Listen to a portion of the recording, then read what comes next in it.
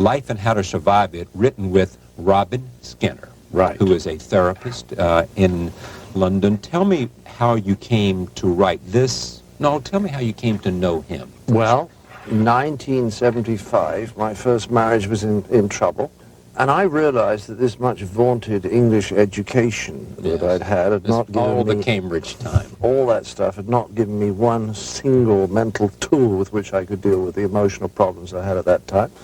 I went to see Robin and his wife, Prue. I had 3 or 4 sessions with them. They said, we think you should go into a group. And I went into a group with 7 other people.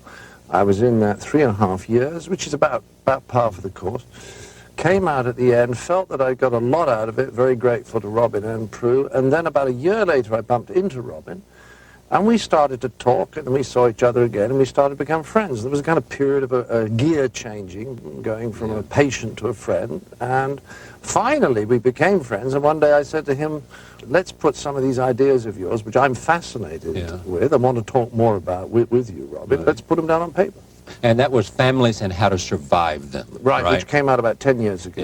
Yeah. And ever since then, Robin's been working on this one and doing the research. And then about 18 months before this book came out, he and I joined together and had a lot of conversations. Transcripts were typed out, and then we started rewriting. Now, Families and How to Survive Them was essentially a Q&A. And you asked him questions of him. That's right. That came from your own curiosity. Exactly. All right. And this is what? Well, this has got a little bit more of me in it, because there's sections on humor, there's sections on business. And on politics. And on politics, which I know a bit about. I've helped the Centre Party in England, and I had a company that made management training. The Centre Party being Social Democrats? Or, that's right. Yeah.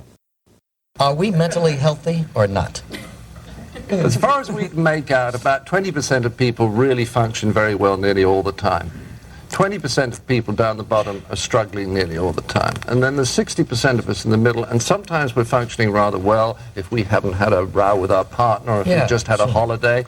Or maybe we have just had a row with our partner and are feeling a bit stressed, and 7 things have gone wrong, and the bank manager has written to us about our account, in which case we're going to start getting more stressed and act less healthily. So we're all going up and down all the time.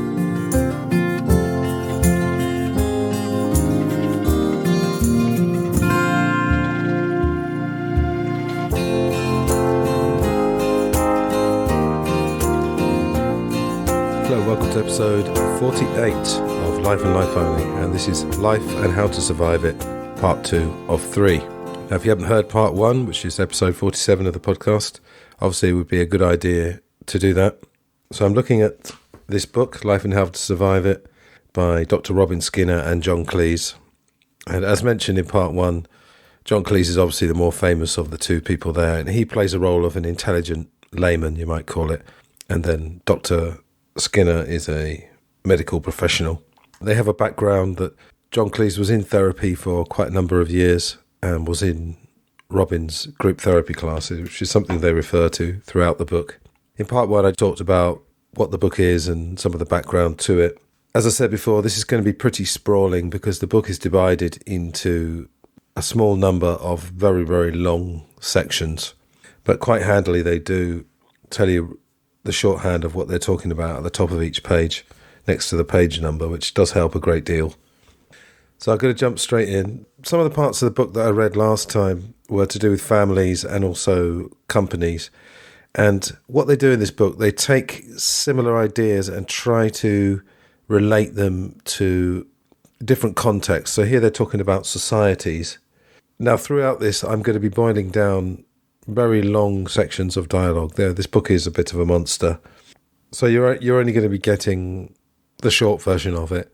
But as I always do with these book-related episodes, I will be interjecting throughout. And I don't plan those interjections. They do come more or less spontaneously.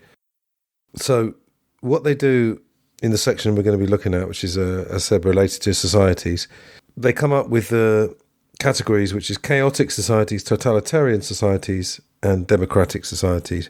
Now, bear in mind that regular listeners to the podcast will know that I have what is sometimes termed an alternative view of politics and the world, the outer truth part of this podcast.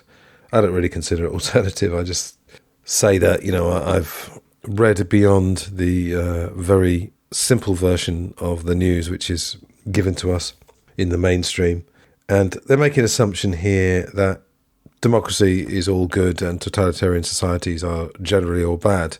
Of course, the old joke with totalitarian societies is that you might get killed at any moment, but at least the trains run on time. So an idea they're picking up on here is that in totalitarian societies, if you're not a person that necessarily wants to think for themselves and you want to be told what to do, and that's the same with bosses as well, employees and bosses in companies, and I suppose in families as well, then some aspects of that might be, you might think that they're quite positive. And when I was in Spain, when I was teaching, there were a couple of times where students of mine had fiery debates related to General Franco, who was the fascist leader of Spain, who actually died the same year I was born. And Spain has had around 40 to 50 year transition into democracy. Anyway, so John says, does all this imply that the form of government needs to be appropriate to the stage of development of the people concerned? Robin, of course. John, so that democracy is not necessarily the best form of government for everyone. Robin, no. Some societies may need to pass through a transition phase first. To go back for a moment to the family analogy, if I'm dealing with a chaotic family, the first thing they may need is some order to reduce the high level of anxiety they typically feel. And you can't give a chaotic family more order by making it operate more democratically. So you have to boost the authority of whoever is more likely to be able to exercise it. But if I'm dealing with a family where there's enough stability, then I can try to free them up by encouraging more democratic ways of operating because they already have a sufficient degree of order. Brings to mind the episode I did about David Blaine and when he starved himself for 44 days in a box in London. And it's interesting, if a person has been starving and they suddenly wolf down a big meal, if they've been starving for long enough, then the shock to their body may kill them. So in his case, he had to start with liquid food and then gradually go on to solids. And it's almost the same thing. If you're in a chaotic family or a chaotic society where nothing runs smoothly and there's a high level of stress, if it's suddenly all changed immediately, the shock might actually be too much. So I can see what he means there about a gradual transition. And Robin says, yes, if you try to move to a more open and democratic system too quickly, you can end up with something even more authoritarian than before. John, so before people can move from an authoritarian system to a more democratic one, they need a period of relative stability during which the beginnings of democratic attitudes and skills can develop. Robin, indeed, even on the smaller scale of institutions I've worked in, it's always interested me that you can't make the transition to democracy in a totally democratic way. It seems to require something like a period of benevolent dictatorship under a person who believes in democracy and is able to relinquish power at the right moments, which is, I suppose, exactly what all good parents do to help their children grow up. So yeah, he's given a nice description of good parenting. Now, benevolent dictatorship to a lot of people is a contradiction in terms. It's an oxymoron, that it's not possible to have a dictatorship that's benevolent. But I think if you ask a lot of people and you discuss it for a long time, they probably say that, in fact, that probably would be the best type of leader if it were possible. Because what we're in at the moment is this absurd two-party system. And a book I may mention again later is a book I'm reading at the moment called Hate Inc. or Hate Incorporated by Matt Taibbi. And he absolutely perfectly lays down how this binary style of politics just limits the debate and limits people's way of thinking. Case in point, I'm recording this a couple of days after the D-Day anniversary. And of course the media is all over the fact that Rishi Sunak didn't stay long enough at the memorial. And this is on the same day that Israel bombed a school in Gaza, killing about 20 women or children. But all you'll hear on the news, all you did hear, was the political points being scored on the Rishi Sunak episode. Now, going back to this idea of if you have no thoughts of your own, or you don't have the ability to, let's say, govern yourself as an individual, then you may enjoy a system which is quite rigid and organised to the point of almost obsession. I listened to a podcast by a Swedish guy. This is quite a number of years ago, and he was talking about socialist Sweden and the effect that that has had. Now, of course, Scandinavia is often held as an example of an ideal society. They pay a lot of tax, but things seem to work but that maybe is the price you pay. If you're an independent thinker, then things may work, but you may be stymied in other ways. Now they start talking about war here, and Robin says, nobody questions that the government has to be given greater powers then, i.e. in times of war, because decisions have to be made more quickly, plans have to be kept secret, and strategic priorities enforced. We know we have to sacrifice some freedom and individuality as the price of united, disciplined action. John, yes, it doesn't make a great deal of sense to give the enemy the benefit of the doubt or to allow each platoon to vote whether to attack a machine gun post. So under war conditions, some healthy, quote-unquote, behaviour should be discouraged. Robin says, yes, what I've been describing as exceptionally healthy behaviour certainly should be, which is why dictatorships are notoriously efficient at the start of wars. The first few moves are obvious, so there's tremendous speed and efficiency because everyone's getting on with their job and nobody's arguing. But of course, the longer the war goes on, the less efficient and more crazy the leadership becomes, because it has cut itself off from the feedback it needs to respond appropriately to what's happening. He gives the example of Hitler's refusal to face the fact of the failure of the Russian campaign. That was a surprise attack on Russia in the Second World War. Now, a topic we could debate a lot is the idea of the government being given special license, because in America you will find that they have overridden Congress so many times, and often, for example, in the case of Iraq in 2003, that's turned out to be a misuse of special power or special privileges, let's say, of the government. Now, they talk a bit about Ronald Reagan here, and of course this book did come out in the early 90s, so the Reagan era was fairly fresh at that point. I think he left office in 88 or early 89. In fact, he's talking about Thatcher and Reagan, and Robin says, I believe the more authoritarian style of Mrs. Thatcher was chosen by the electorate when there was a general feeling that Britain was falling apart, going down the tubes economically, because the unions had become too powerful and because the welfare state and nationalised industries were sliding out of control. John, the same happened in America, where the electorate chose the ultra-conservative Ronald Reagan to replace Jimmy Carter, who was making everyone nervous, particularly after he claimed he'd been attacked in his canoe by a rabbit. Don't remember that, but I'll take his word for it. Robin, in fact, something really fascinating happened at that time. Media professionals were initially appalled by the ignorance and lack of grasp that Reagan displayed at press conferences, but they found that reporting this simply made them very unpopular with the nation. They were called unpatriotic. Middle America didn't want to hear anything that would shake their confidence in Reagan, because it was a time when confidence in presidents had been shaken once too often by Nixon and Ford, and finally the hostage debacle under Carter. John, so Reagan could present himself as embodying family values despite the fact he was alienated from all his children, and as a symbol of the return to traditional standards, although more than 200 of his appointees were eventually charged with fraud. Robin, but they called him the great communicator, and he was brilliant at playing that particular part of the leadership role, holding people together in a consensus by appealing to common concerns and values, even though so much of what he was saying was hopelessly wrong. So they seem to understand one of the things about Reagan, that it was just to do with presentation, that he was essentially an actor playing a role. They seem to understand that. And what I get from that is all to do with Reagan just having a speechwriter and very clever people behind him saying this is what the country needs, and call them unpatriotic if they don't go along with it. I'm not sure how much John and Robin understand that. They seem pretty intelligent people, but I don't know how alternative they are in their thinking. But regardless, I mean, as long as I'm reading something and you and I, the listeners and I, are both getting something out of it, then I guess it doesn't matter. There's another section here about communism versus capitalism. John quotes J.B. Priestley, who was a playwright. I met J.B. Priestley a few times, and I've never forgotten his saying, "The trouble with democracy is that it means that the people at the top are all power seekers. The only way to have someone normal in charge is to have a hereditary monarchy." Now, I'm not sure about the second part, but I'm absolutely sure the first part is true. People who spend their working lives seeking power are going to be the last ones that want to surrender it. Their essential quality surely is that they want to control other people. He mentions Mrs. Thatcher again. She became Prime Minister proclaiming her belief in freedom, but when it came to the crunch, she just couldn't allow people to do things in ways she didn't approve of. No politician wants people going off and improving things by applying principles which aren't in the party manifesto. And he continues with that. And essentially what he's talking about, and something I wanted to mention, is that so much of this just comes down to ego.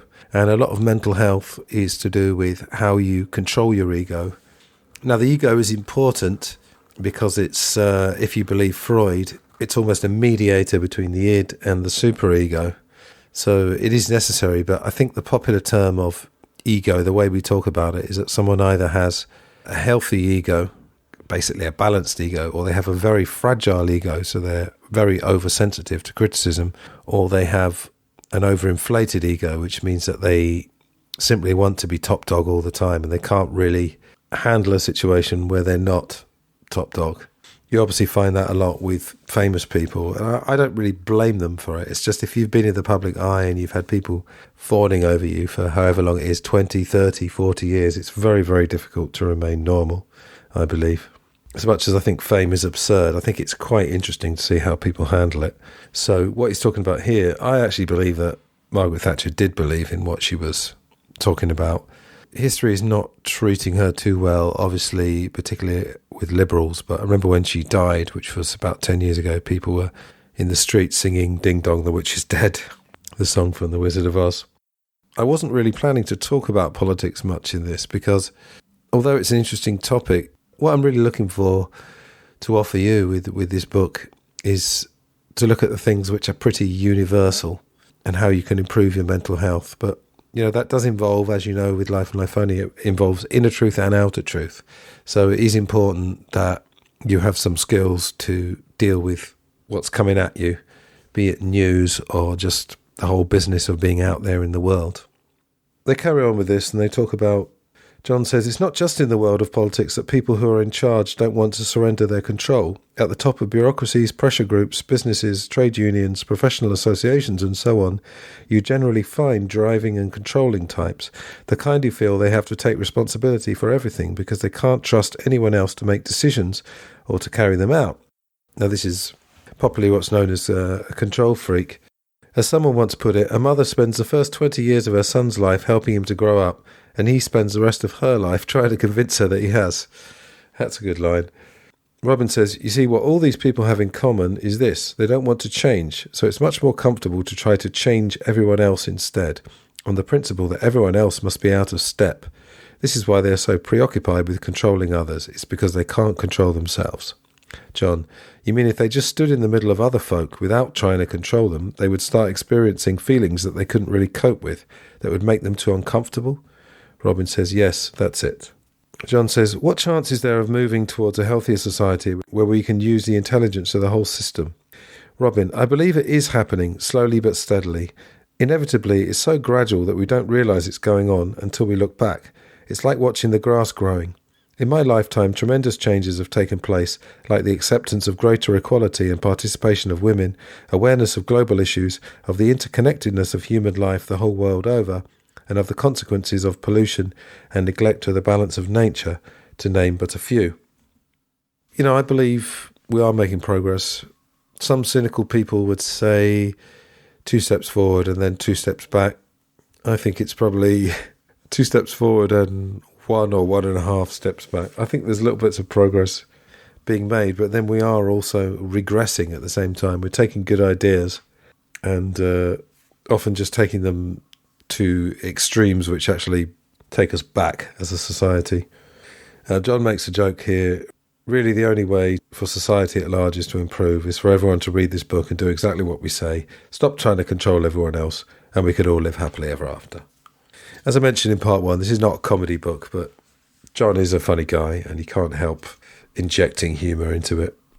Now, they talk about Ladakh, which is in northern India, where the religion is Tibetan Buddhist, or the culture is Tibetan Buddhist. I always say Buddhism to me is not a religion.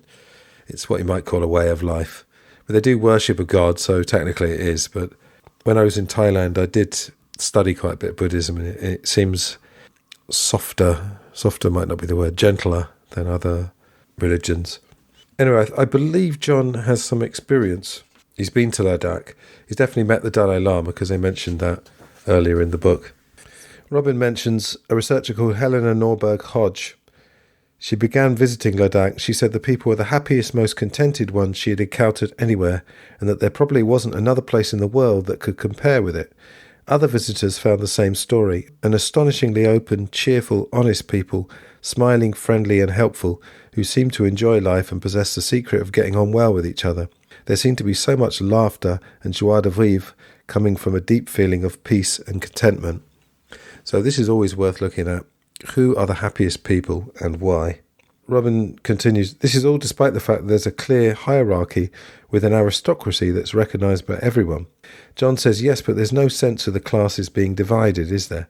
Robin, that's true. Everyone speaks their mind with confidence and gets listened to with respect. In fact, it's quite clear that Ladakhis are respected for what they are in themselves, not for the position or possessions. John says, whereas our Western view of the world emphasises the separateness of everything from everything else, so we feel separate. We experience ourselves as separate from others and from nature. Robin, and yet we don't feel comfortable and confident with that separateness. We often feel cut off, lonely, alienated.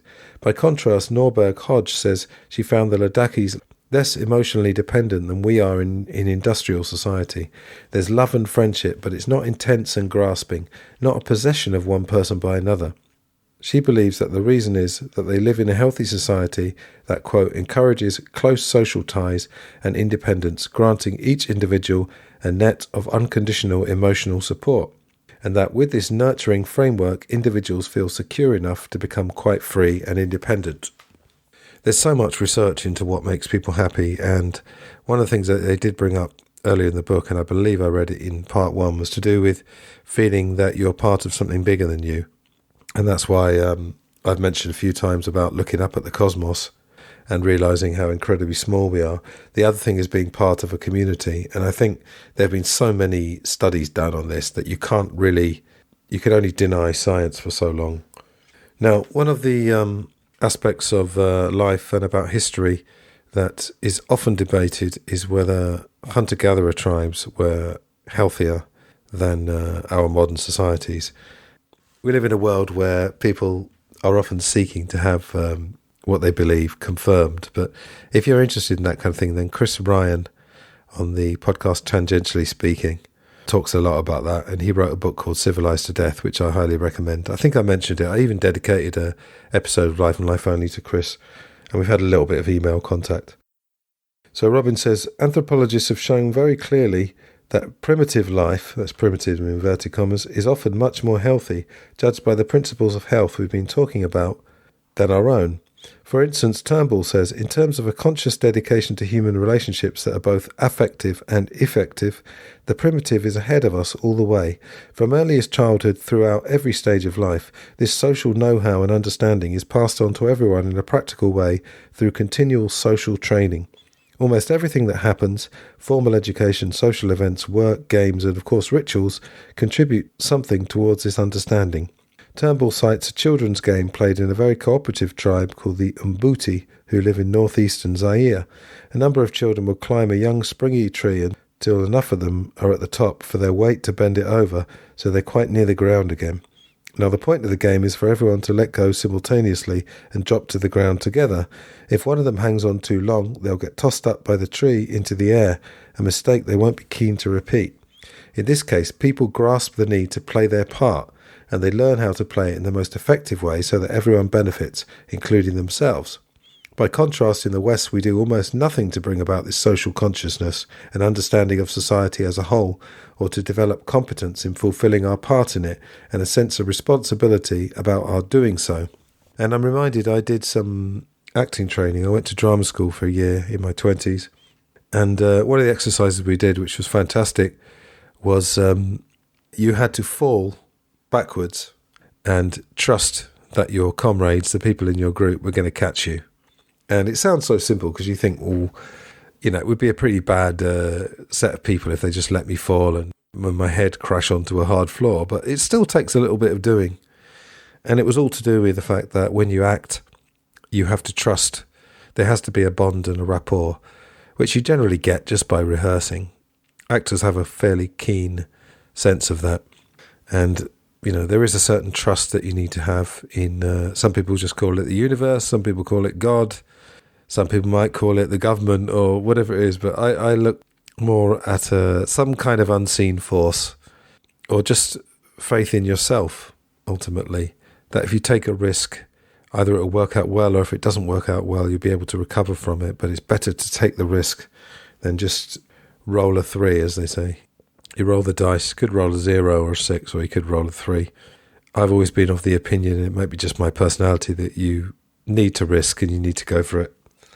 Now, John gives a kind of potted history of the development of the West. And Robin asks the question, so how have people's lives changed since medieval times? John, each individual has made a huge gain in self-awareness, in knowledge of the world, and in freedom. And he or she has done that at the cost of a tremendous loss of security, economic and emotional. Robin, in other words, all the aspects of medieval life that can be viewed as constraints on freedom were at the same time sources of connection and support for the individual. John, freedom brings aloneness. So, Mr. Shrink, is there a parallel here with the experience of each child as he grows up and away from his family? Robin, there is indeed. Growing from infancy to adulthood, in modern society at least, is a process where the initial oneness between mother and child is steadily replaced by increased autonomy and independence, but at the cost of greater separateness, feeling alone and having to look after yourself. You see it particularly in the toddler refusing to do what it is told and demanding to do things itself, and that growing away from dependence and security is a strong pressure again in adolescence. Now, they talk about the fact that capitalism has become pretty rampant in the West. Ideas and political movements start developing to counteract this rampant capitalism. At first, most of the amelioration, which means improvement, is carried out by private voluntary groups, but gradually the state takes over more and more control and attitudes become very politicised. Robin, and so as people further down the social hierarchy start getting votes, the process accelerates. John, the socialist ideas which develop have two manifestations. One is communism, which was intended as a complete replacement for capitalism. So he's talking about one extreme to another in a sense, but which proved quite unable to deal with the complexities of modern markets. Robin, as the collapse of the Soviet bloc has displayed for all to see. John says, the notion of communism has great moral validity. It's very Christian in some aspects. Indeed, when people revile it, I think of J.K. Chesterton's remark about Christianity. It hasn't failed, it's simply never been practiced. I think Gandhi said that about Western civilization. Someone said, what do you think of it? And he said, I think it'd be a great idea. So this paranoid theory attracted paranoid types who always outnumbered the genuinely communally minded ones. And this was made worse by the fact that power corrupts and that one-party communism had no checks and balances. In fact, it deliberately got rid of them. Loyalty to the party was the greatest virtue. Result, collapse of stout communist party. So what he's talking about really is that communism and a lot of these things, as we said, benevolent dictatorship, would imply that on paper these things aren't terrible. But most of what we know about communism is what you might call communism gone mad. Now, there's a long section of this book which talks about America and Japan, and I will be just cherry-picking a few bits from that. I think John had already, at this point, spent a decent amount of time in America. I think he'd been married to 2 American women as well. So Robin says, in fact, that it strikes me that the 2 most successful liberal democracies in the world are at either end of the individualistic communal spectrum. So I'd probably say individual versus collectivist, which is a good way of differentiating between certain ideologies. John says, you mean America and Japan? Robin, yes. The United States with its long tradition of rugged individualism, and Japan, which operates through a highly communal structure and with an exceptionally consensual style. John says, you mean if we examine each, we may be able to see more clearly which facets of individualism we like and which facets of a more communal culture we prefer. Then we could see whether any mix of them would give our liberal democracy the best of both worlds. So they go on to do this. By the way, if you want a comedic examination of slightly stereotyped but still quite interesting differences between the British and American attitudes to things, then look no further than the Fawlty Towers episode, Waldorf Salad. You know, it's very much simplified, but comedy doesn't always have to be subtle to be still quite clever, and it's definitely a funny episode. Now John says, the people I like best in the world are Americans who've spent time in Europe and Europeans who've spent time in America. I believe we need to incorporate each other's qualities, so what I'll say refers to pure, unadulterated America. Robin says, what first struck you? John said, the energy and the rudeness, but then I was in New York. Even so, I soon began to see how cultural was my judgment of rudeness. A lot of it, I realised, was simply directness of a kind I just wasn't used to. If an American wants the salt, they say, pass the salt, please. Now, believe it or not, to an Englishman, this can actually sound rude, a bit blunt and rather graceless. We're more used to, I'm so sorry to trouble you, but I wonder if I might be so bold as to ask you if you could see your way clear, if it's not too inconvenient, to consider the possibility of, as it were, not to put too fine a point on it, passing the salt or not, as the case may be. Now, you don't need me to tell you that that's comedic exaggeration. Probably what I'd say, I wouldn't say the average Englishman would say, pass the salt, please, is rude. They might be just more inclined to say, could you pass the salt, please? So as an English teacher, I immediately recognise that you're using could you as a polite use of conditional and please as well. So it's probably a bit excessive, even that. But a couple of things to say about that. When I was in Thailand, there were lots and lots of grizzled expats. And when James Corbett was on, he said that existed in Japan as well, because he was a teacher there. They could never quite grasp the fact that if you took the best bits of Thai culture and the best bits of their culture, you would have a pretty balanced and well-rounded and probably happier person. Now, I won't go into the differences now. I mean, I could do a podcast about that in the future. But the other thing to say is that when I was in Thailand, I remember befriending, and it wasn't a romantic thing, just friendly, an American lady who lived in my apartment block. And she was on the cusp of rudeness. But as I got to know her and I realised that she was actually a really nice person, I just realised that in a way she just did it to save time. It's almost as if over politeness, it's almost using too many words. You're using too much energy to achieve the same end as someone just saying, pass the salt. So they're using an imperative. They're using a command. So really, I think the best of both worlds is the idea. And the whole point of travel for me really is not only to see other places, but to, as I say, broaden the mind and to learn from other people. And I've always been of the firm belief that you can learn from literally everyone. It just depends how fertile your mind is, let's say. Now, they mention a certain lack of inhibition about anger, which obviously could be seen as aggression. Robin talks about in couples therapy, there's often a lot of pressure on the man to stay macho and to not show his feminine side. But I mean, that applies to England as well. It's obviously changing. I wouldn't say that's a particular American trait, in my opinion. And then John says 3 other aspects of American life fascinated me on my visits. One was their attitude to money. I realised that the possession of money actually conveyed moral status. I can still remember what a shock it was, because I'd grown up with the idea that there was no connection between wealth and moral status. Now notice moral status, not societal status. In fact, if anything, it was a slightly negative relationship. Very rich people were probably greedy. I think he's talking about the English attitude here. But in America, it didn't seem to matter how disreputable were the means by which you'd made your pile. Once you had made it, you were a shining beacon guiding others on the path. Now, he also talks about a certain dislike of hierarchy. And then he talks about a situation where he invited some people to a good theatre show in an off-Broadway theatre. He says they declined, saying that on that evening they wanted to see another show. And I said, that's not a very good show, don't you? And they said, yes, but we want to see it. I said, why? And they said, because it's a hit. So he talks about the extraordinary degree to which Americans are attracted by success in the sense of public success, what an extrovert means by success. That is, it's success measured only by the impact you have on others by virtue of your fame, glamour, wealth, and so on. It has no connection with the introvert's view of success, that you've done something that's deeply satisfying to you personally. So that's an interesting idea, that introverts and extroverts have a different idea of success. Again, I'll have to take his word for it that Americans are more susceptible to, let's say, trends and fashions and what everyone else thinks. I mean, I think that just applies to the majority of society, really. That's why things like advertising and propaganda and persuasion, if you like, that's why they work so well.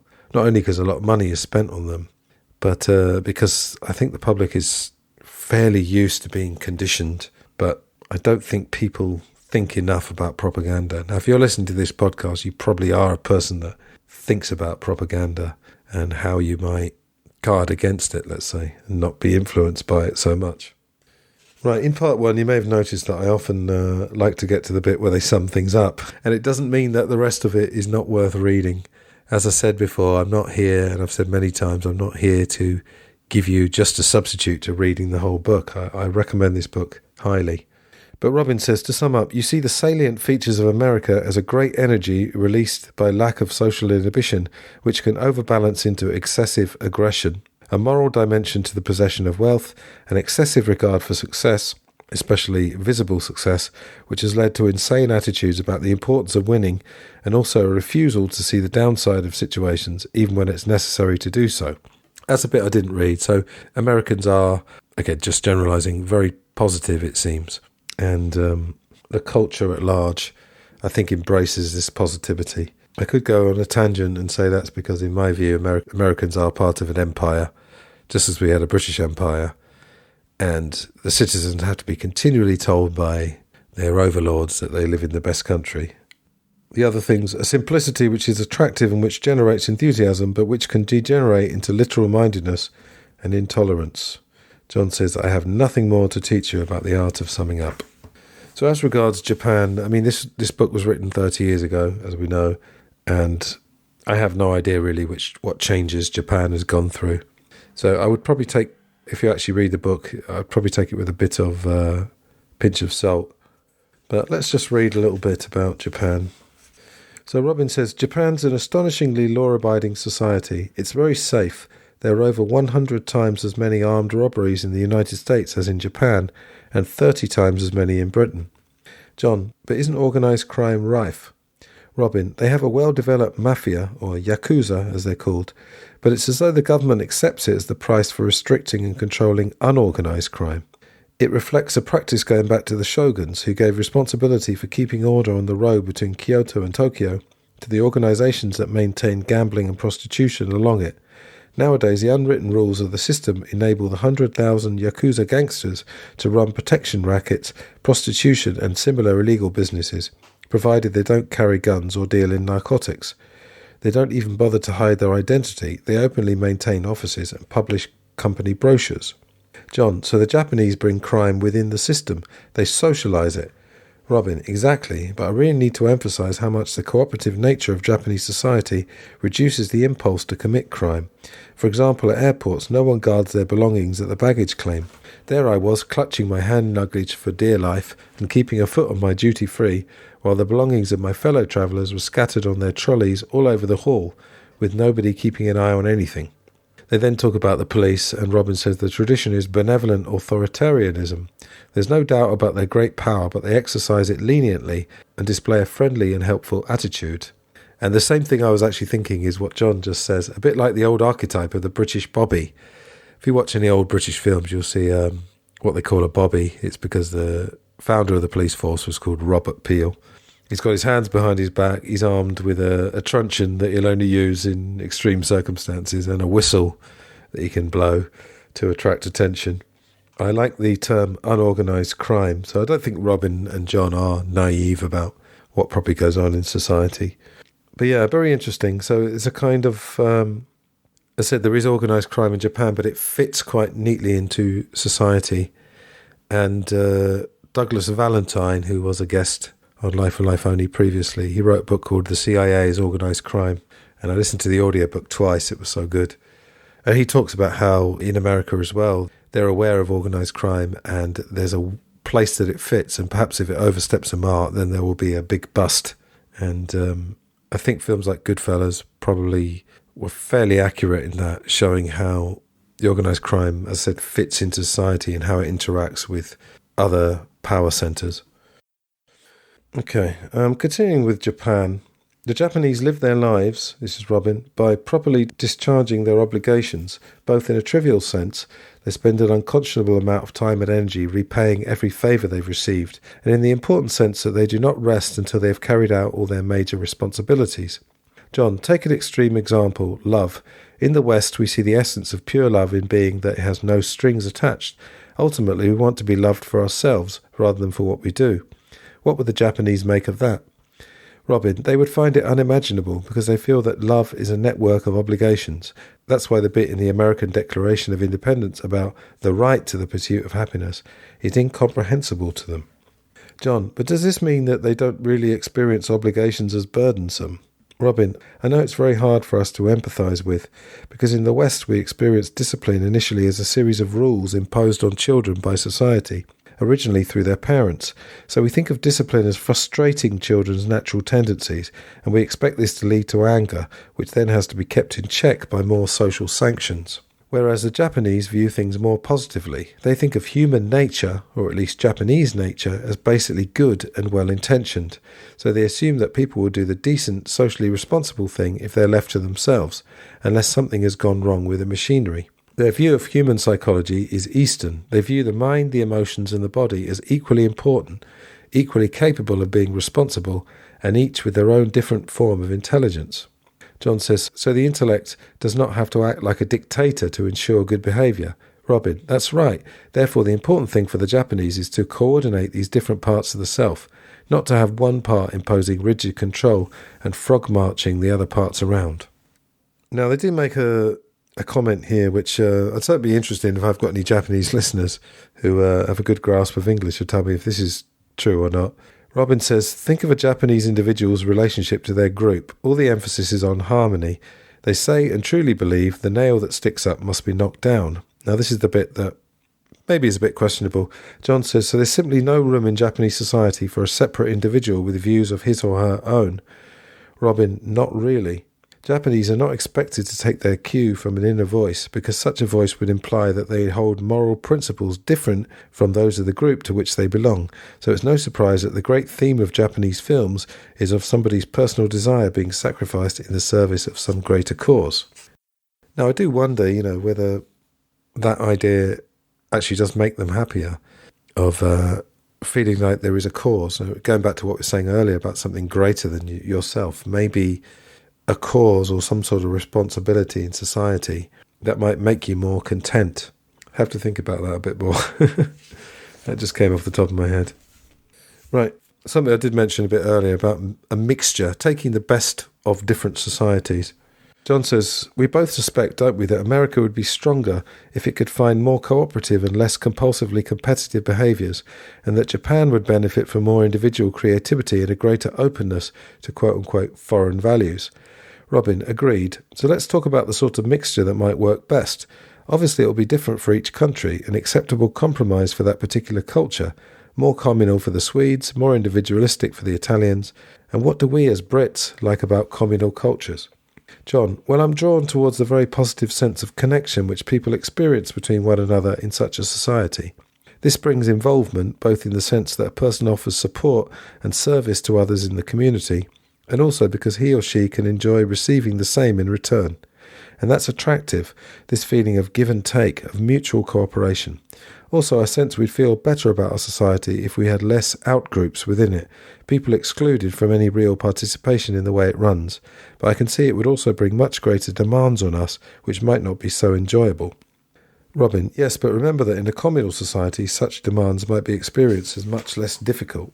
Relationships wouldn't feel as competitive and perilous, so you wouldn't be distancing yourself so much. In addition, because of the deeper involvement with others, people will experience more often that life-enhancing satisfaction we get when we work with others towards a common aim. So the demands might be enjoyable and rewarding to meet.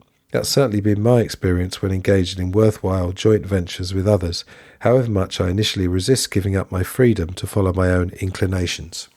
And yes, no doubt, there's a lot of science on that if you work in a group on a common goal, for example, like if you work in a team at work, there's such a thing as team bonding exercises. I've never thought paintball was a great team bonding exercise.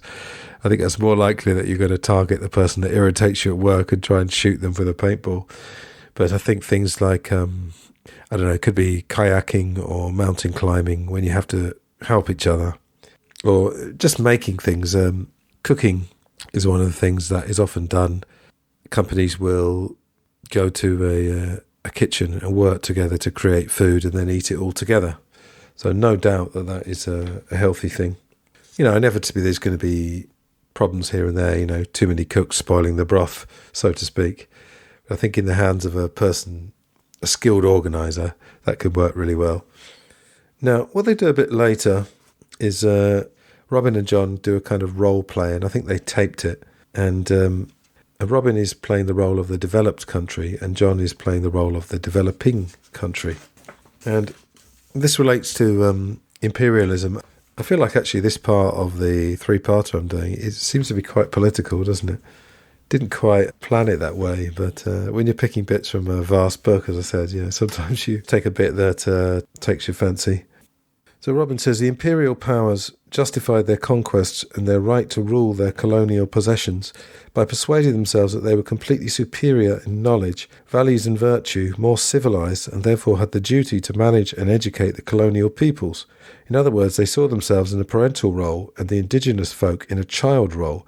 So it was their responsibility to take over, tell the natives what to do, educate them in Western ideas, teach them how to work hard, and decide how much pocket money they should be allowed. Confronted with superior weapons and other technology, the colonized peoples swallowed these ideas, so that even when they finally won their freedom, they still treated many Western ideas as if they were superior, and therefore tried to copy us, lock, stock and barrel, rather than returning to what was good, and often much better in their own traditional cultures. John, you mean it's the same old split between the parent and child parts of the personality? Robin, yes, as colonizers we projected all our childish bits onto them and then called them lazy, irresponsible, feckless, ignorant, unreliable and only interested in enjoying themselves, while we in the more developed countries assumed the corresponding grown-up and know-it-all role, lecturing and admonishing them, nobly bearing what used to be called the white man's burden. And before long they came to buy into a lot of this thinking too. So yeah, very, very, very interesting. And when, just to mention again, when James Corbett was on, we talked about how these grizzled expats that I mentioned, they would often talk about the locals, both in Thailand and Japan, as basically, they didn't use the word primitive, but that's what they're basically saying. If they were just more like us, everything would be all right. And we made the point, okay, fine, but you've left your country, you've gone into Japanese or Thai culture, and you just spend all your time complaining about it. But yes, it's this idea that you have to civilize the primitive locals. I'm reading also, another book I'm reading, because I like to have more than one on the go at the same time, is Thaddeus Russell's A Renegade History of the United States. There's quite a lot of controversial ideas in it, but his main thesis is really that before America became independent, people were living what might be considered undisciplined lives, but having lots and lots of fun, and that the Protestant work ethic, which you could probably argue is still quite predominant in American society, was all to do with discipline. And also white culture took a lot from black culture, because the black communities were playing jazz music, which was considered, the devil's music, as rock and roll was later. And they both seem so tame now compared to some of the music that comes out now. But yeah, it was all to do with taking this parental role. But you're just presuming that children have no idea of how to live life and that you just have to impose a load of rules on them. And I guess in England, the Victorian era is the most famous for that. So it's basically the 19th century. So a bit later on, John says, are you saying that it's this parent-child psychological split that is really preventing progress being made in matters to do with poverty, both at the national and international level? Robin, yes, I am. The idea is not very palatable for either side, because it implies, I believe correctly, that responsibility for the problem is shared by both rich and poor, so that both have to change to find a solution, which means that each side must give up its paranoid blaming of the other. Unfortunately, blaming is so much easier than accepting responsibility, despite the enormous costs. Now, just take it in isolation, that last comment definitely is true on a personal level for people, that blaming of other people is much easier than accepting responsibility. I'm not sure about the problem being shared by rich and poor, but that last sentence definitely resonates. Now, we start to talk about values and mental health, and I kind of wanted to get back on to the idea of mental health rather than all this more polarising political stuff. Robin says, let me start by asking you a question. Thinking back over what we've said so far, what would you say are the most important indicators of real mental health? John, off the top of my head, I'd choose two. The most compelling measure of health seems to be the degree to which we face reality. That is, the degree to which we perceive it and accept it. Then parallel with that, there's the extent to which we behave inclusively. That is, try to include other people, new ideas, and your own perceptions and feelings rather than exclude them. But I suspect that's really just an aspect of facing reality, which is, after all, inclusive. I think I said in part one, reality is the best thing that you've got in terms of living an authentic life. Even if it's a terrible reality, it's still better than pretending that reality is something else. I'm sure I went off on a big spiel about that in episode 47, so it's another reason to go back and listen to that.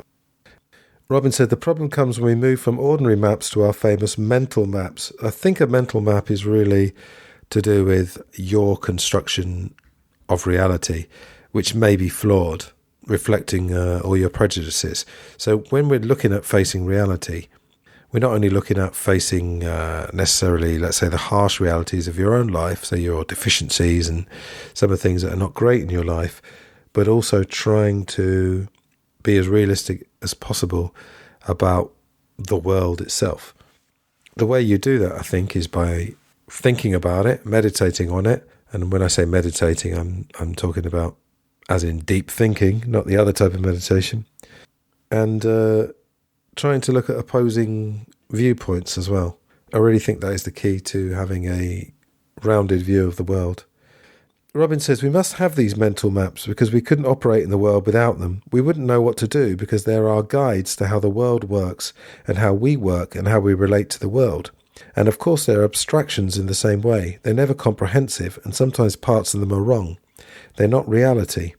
Whether we use our capacity for abstraction positively or negatively depends on whether we make reality primary or the map primary. Now it goes back to ego again, because if your mental map is based on your firm belief that A is correct and B is incorrect, then you probably won't get a well-rounded, because your ego will take over. You won't want to admit that you're wrong, and you won't want to admit that you could take things from someone who has a different viewpoint or a different philosophy on life, let's say. John says a bit later on, so if being in contact with reality is a measure of good mental health, that means that at the lower levels, that's of mental health, people will prefer their map to the real world. In other words, their belief system will run them and they'll have no interest in checking it against reality. In fact, they'll reject any bits of reality that intrude by accident. Robin, yes, people like this are completely out of contact with reality. They have withdrawn into fantasy. John, whereas at the top level, could you say that the healthiest people are in effect taking a scientific attitude to their own lives? Robin, it sounds a bit strange, doesn't it? But it's right. Very healthy people are constantly interested in adjusting their maps to reality and in testing their ideas. So as I was saying, testing them against people who have opposite ideas, which is scientific, and that's why they're more in touch with life. John, so they don't underestimate their own importance, just as they don't overestimate it. Robin, right, they're not selfish in that sense. That's because a truly scientific approach makes you aware that you're part of a whole, part of something bigger, and that's the most important realization of all, because it diminishes our egotism. It all circles back, it all connects. Being part of something bigger. You are very, very, very small, and that is a very positive thing, not a negative thing. I can't emphasize that enough. When I say that, even the most powerful person in the world, let's say who's the most famous person in the world, I've got no idea, Madonna, whoever it is, I think if she's mentally healthy, she will realise that she is a tiny speck in the vastness of the universe. There's a lot more. I mean, this is a really good section of the book. There's an interesting bit here about fidelity, so being faithful to your partner if you're in a relationship. John says, I know that's something you believe in strongly, but you also think it's a good idea for young people to have sexual experience before they marry, right? Robin, I don't advocate it, of course.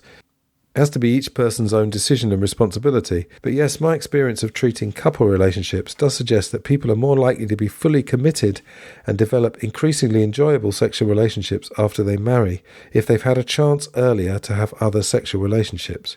If people are faithful to their partner just because somebody, for example a religious leader, told them to be, they're always going to be struggling against temptation. John, because there will always be a part of them speculating about what it would be like, wondering whether it might be slightly terrific, although still wicked, of course. I think you say that a bit tongue-in-cheek. Robin, yes, that kind of fantasizing is almost inevitable. John, so there'll be quite a lot of energy expended in trying to repress the fantasies.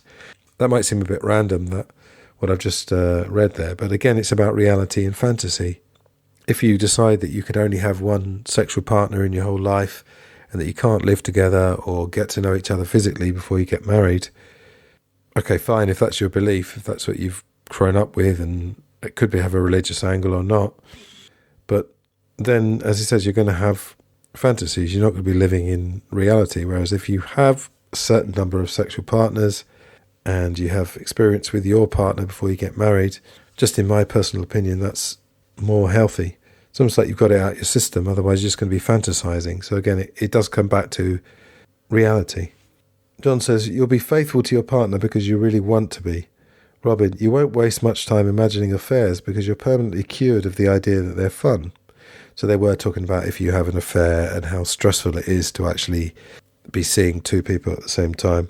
That makes possible a much more complete commitment to your spouse because it's no longer the result of a struggle against temptation.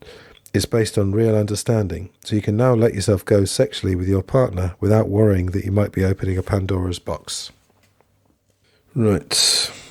There's an interesting section here about myths and how you can learn from myths. And if I said to you that I somewhat believe in myths and their importance, you might say to me, yeah, but that's not reality, is it? Because a myth means something that's not true. I don't know if it's a dictionary definition, but a myth often is something that could be true. So if you take a story, for example, if you're telling a story, just the word story implies that it might be true or it might be not.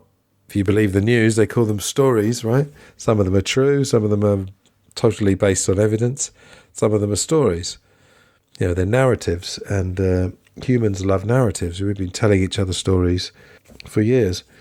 But something very, very interesting comes out of this section. Robin says, the greatest influence on us is our experience because it's so coloured with feeling. Now, although myths can never be as persuasive as experience, the more they engage our feelings, the more they affect us. That's why so many of these myths, especially the religious ones, tap into our basic feelings about the family. By expressing so much of the information in terms of fathers, mothers, brothers and sisters, they evoke deep and powerful emotions first laid down in us when we were very small and dependent. So if you think back to what they were saying earlier about Ronald Reagan, he is essentially giving us a story or a myth about the old America, the traditional America. And it doesn't really matter whether it's true or not, because it provokes a feeling in people. And John says, in the same way, if we learn something from novels or films or poetry, it has a deeper impact than learning it from a book of philosophy or psychology, because it's not so dry, it involves our feelings. Robin, yes, after all, learning from stories is the nearest that words can bring us to actual experience. We get involved in the characters, we get absorbed in the situations, we care about the outcome, we might identify with a character, we feel it could be us trying to achieve something but not knowing how, finding out the hard way, failing, and then perhaps finally succeeding. At the end, the story has given us some of the feelings we would get if we'd gone through the experience described, and it may inspire us to take on a similar challenge ourselves. And he's just described in a nutshell there, really, the power of Hollywood. Nowadays, I guess it's TV series as well, as much as films, or arguably more. I mean, Hollywood has built most of its model on a myth of, you know, the underdog, and American Dream is obviously reflected a lot in films. And, you know, if you believe George Carlin, for example, you know, it's called the American Dream because you have to be asleep to believe it. But, yeah, no doubt that politicians use this whole idea of telling us stories, and they have trigger words, buzzwords that really get through to the electorate. Right, next topic here, or subtopic of the book, let's say, is materialism. And this is within a section of the book about money. And John says there's one final aspect of money as a value. We were talking about values, and then they talked about money, and they're kind of connecting the two here, that I want to pursue. Materialism. I can't quite get my head round it, despite all my own materialistic tendencies. David Putnam, and he was a British film producer, once told me that the first three people he lunched with after he took over Columbia, that's the film studio, not the country, found different ways of telling him that they were worth over $100 million. He thought about it a lot and came to the conclusion that they were not just trying to impress him with their power, he felt they were trying to establish a sense of worth with him, and that money was just about the only way in which they knew how to do this. Of course, a corollary to this is that they may have felt on some level that they would have come pretty low down the hierarchy if their worth was measured by any other criteria. What do you think it is that causes people to try to base their self-esteem on their material possessions? Robin, well, as you say, they must feel impoverished of other qualities if they have to make so much display of their bank balances. He does make the point that David Putnam is working in a film business, and a lot of that is to do with hustling and to do with showing your status and trying to acquire status. John says, are people driven to acquire wealth because they really are unable to see the importance of other values? Robin, not necessarily. Some might acquire wealth in order to have the freedom and resources to do other things, either for their own fulfillment or for others. But if they are just concerned with making money, I would expect them to be very impoverished in other respects and to be unaware of their general poverty. John, so to adapt Oscar Wilde, a materialist is someone who knows the price of everything and the value of nothing. Robin, and is unaware of how much they don't know.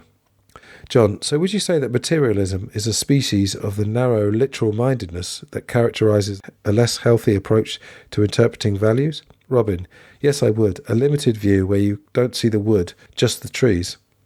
John, we've been looking at the idea that each person interprets the world according to his or her level of mental health. It seems to me that the unhealthier we are in general, the more literal-minded we are in our interpretations of the letter of the law, as it were, and the healthier we are, the more influenced we are by the broader idea of the myth that we are interpreting. I suppose he's saying that myths have a place, but you see them in a more general way. That's why, if you take pieces of philosophy, they often work in a generalised sense. You don't take them literally, and you take them with a pinch of salt, let's say, because famous philosophical quotes, they're often generalizing about, could be a society, could be a family, could be the whole world. So don't take them all literally. Now, just on values again, John says, something's just struck me. People are always going on about values changing, aren't they? People used to believe in X, they don't anymore, or folk used to not bother about that. Now it upsets people. But it's not so much that the value itself changes, is it? Nobody ever said loyalty was bad or that oppression was good. So it's really the interpretation of a value that changes over time, isn't it? Robin, I think there are two aspects to it. First of all, those values that people complain we're losing have not basically changed. They've been the same throughout history, and I've no doubt that the complaints that we are losing them have been repeated throughout history too.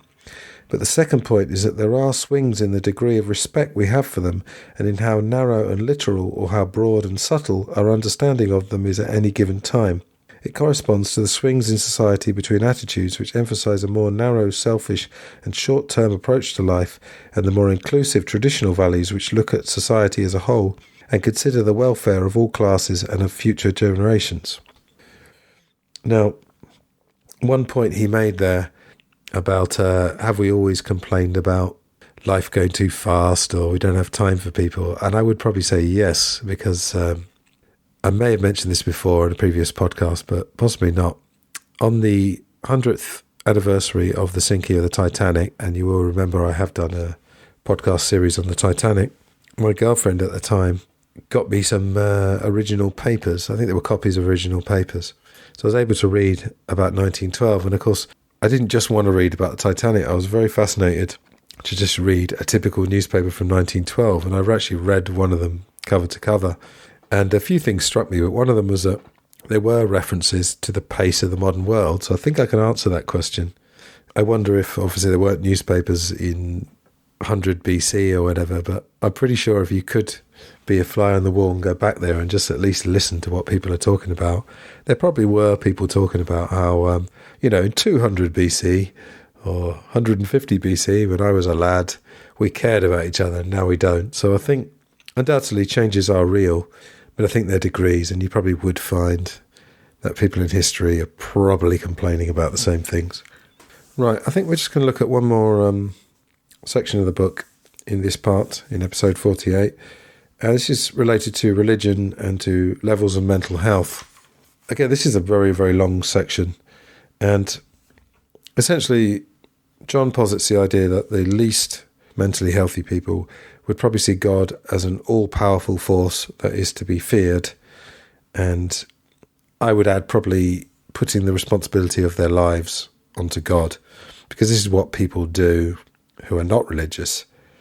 When people can't face the realities of their own lives, they often project onto other people. That could be that they project that God will save them and that everything will be fine, I'll just put everything in the hands of God, or they might blame God, or blame their parents, or blame their partner, whoever it is, or someone around them, or their boss for their problems. So I think some of the ideas that they talk about in the book related to religion or religious faith, they can definitely be considered in other contexts as well. In part one, I talked about something which is a big facet of this book, which is that most of us live in the mid-range of mental health. So they're particularly mentally unhealthy people and healthy people. And we're not talking about, in fact, madness and things like that. We're just talking about general mental health day by day. So most of us exist in the mid-range. On that point, John says, now let's move up to the mid-range level, our lot. How do we treat the whole business? Robin, well, we won't, of course, have such extreme attitudes. We'll have a much more balanced view and see God as basically more benign and compassionate, but we'll still tend to see religion as a set of rules. For people like us, religion is more like a container that enables life to be lived with minimum confusion and anxiety. John, you mean it's a little similar to the mid-range marriage? It's an arrangement that props us securely in place. It confirms our views rather than provoking us into examining them. Robin, exactly. Our lot will see belief in the dogma as the most important thing. John, with God still as a conventional authority figure. Robin, yes, someone who makes the rules and judges people on how well they keep to them. John, in other words, rather as a human being might behave if he was promoted to God. That's funny. Robin, yes, like a stern and distant but loving parent. Then as we get higher and higher in the mid-range, which remember is a pretty wide spectrum, so higher and higher in mental health, God is more and more seen as the essence of love, a friend and guide who is there when we seek to contact him, but who wants our commitment to be given only out of a condition of total freedom, which would then of course be a commitment from the whole of our being rather than just from the part that fears authority and wants to be approved. Now there's an interesting bit here where John is talking about the film Monty Python's Life of Brian, which of course provoked absolute hysteria in a lot of religious groups. I've always been of the opinion, if you have an idea that you truly believe in, so let's say that you have a healthy relationship to God, if someone challenges that idea, if you really believe in it, I think you can have a calm response. So if I have a strong relationship to God that I've built up over many years, and someone says God is so-and-so, and, that's all bullshit, you don't know what you're talking about, he doesn't exist. If I truly believe it, why would I get angry? I would say, well, no, I think you're wrong. I've built up a relationship with God and I calmly can say that you're wrong, or I don't believe you're right. So these kind of hysterical attitudes or reactions to the film Life of Brian, there's a good documentary about it. If I find a link online, I'll put it in the show notes. John says, this is about Life of Brian. You remember the film was attacked by various religious groups on the grounds that we were making fun of religion and indeed of Christ himself. Robin, the protests were particularly strong in America, weren't they? John, yes, in New York we were condemned by groups that were Jewish Orthodox, Jewish Liberal, Catholic, Lutheran and Calvinist. As Eric Idle said, at least we'd achieved some good. We'd given them the first thing they'd been able to agree on in 2,000 years. But our serious point was that we were only making fun of the way in which some people follow a religion, not of religion itself. But our critics seemed quite unable to separate the idea of the supreme value of Christ's teaching from the idea that some people might misinterpret that teaching. Robin, if they were from a lower level of mental health, they'd been unable to allow that there are other possible interpretations. John, so the way I can explain our position now is to say this. There are different ways of following Christ which correspond to different levels of mental health, and therefore it's quite legitimate to make fun of the less healthy ways, not least because they actually conflict with his teaching. The Inquisition was not an example of blessed are the meek. Robin, maybe, but to see the film from your point of view would have forced your critics to acknowledge that they were unhealthy. And as I've pointed out, the unhealthy way of dealing with such painful truths is to defend yourself and react violently. So they acted true to form and attacked you, proving you were right. You proved your point, or rather they proved your point for you. You can't expect them to admit it as well. And then John does concede, I'm displaying my own level of mental health by expecting them to agree with me. Now, the final bit I'm going to read from here is related, they're sort of about religion, but it's related to judgment. And in the film Apocalypse Now, one of my favourite films of all time, with my favourite actor Marlon Brando, he got top billing, but he was pretty much a supporting role, but arguably stole the film, although possibly not. He makes a speech, and the line at the end of it is, it's judgment that defeats us. Robin says, if people approach religion in a rule-minded way, their fundamental aim inevitably becomes get rid of the bad, enhance the good. So they'll be trying all the time to deny the negative feelings that we all have, anger, envy, jealousy, and so on. In fact, many of them will actually feel that they've got rid of these negative feelings altogether. So again, going back to denial of reality. Of course, all they've done in reality is to pretend that the feelings aren't there. They've merely concealed them from everyone, even themselves. As we put it in our first book, they've put these emotions behind the screen, and you know what happens next. John, yes, the denied emotions are projected onto other people who are then seen as displaying them. Then the people doing the denying can attack those bad feelings by condemning the people who appear to be carrying them for them. Robin, this is what the basic mid-range approach is all about, trying to feel that you're good. John, I can certainly see this operating in myself most of the time. I mean, the tendency to judge, both myself and others. I try to fight it a bit, but it seems deeply ingrained. But are you saying this way of operating will be found in some form or another all the way through the mid-range of mental health? Robin, yes, though it becomes less intense as you go up the scale. So to give an overall picture, at the bottom level you get people who don't just want to judge others, they want to persecute and punish them too, and they may rather enjoy that. As you move up the scale, getting healthier, people's feelings towards those different from themselves will pass from hatred through suspicion and resentment to moral disapproval and a desire to save them. And then finally, at the upper end of the mid-range, people are thoroughly kind and compassionate, trying to be aware of their own faults and struggling with them so that they can genuinely forgive them in others. John, so that's how we avoid judging others? Robin, we do our best not to, at least. After all, if you look in the sacred text, there are enough warnings. Think of judge not, that ye not be judged. A clearer hint couldn't be given that what you condemn in others is also going to be present in you too. John, and then there's Jesus. Don't point out the speck in your neighbour's eye when you can't see the plank in your own. Robin, as you see, the idea of denial and projection existed long before modern psychology, and the same idea is present in the New Testament in all the stories about the Pharisees. They represent people who are denying their nasty bits to enable them to feel better than others. But it's made clear that the ones that can enter the kingdom of heaven are the ones who are willing to admit their faults and see themselves clearly. As in Christ's tale about the publican who was collaborating with the occupying troops and ripping off his own people, and the upright Pharisee, who both go to the temple to pray. The Pharisee congratulates himself in public for his worthy conduct, while the publican beats his breast and says, "Lord, be merciful to me, the sinner." Christ declares the bad publican to be good, and the good Pharisee to be bad. John, in effect, this is teaching healthy family behaviour, isn't it? It's encouraging us to acknowledge our faults and accept our ambivalent feelings, to get stuff out from behind the screen and stop projecting it onto others. It's all working against the tendency to split things up into good and bad. Robin, that's what understanding does for you. John, this all fits in with an observation of mine. I used to think that very good people would spend a huge amount of time making sure they were being good. But now I've met some, it's clear they're not thinking in this way. In fact, they're completely the opposite. They're the most relaxed and accepting kind of people. And on that note, we're going to leave it for part 2. I hope you enjoyed that, and I hope you got something out of it. Part 3 will be along soon, where we will finish our whistle-stop tour, let's call it, through the book Life and How to Survive It. If you're interested in life coaching, or you know somebody might be, if you're a regular listener, you know what to do. lifeandlifeonlypod@gmail.com. If you'd like to support the show, there are a couple of links in the show notes. PayPal and Buy Me a Coffee.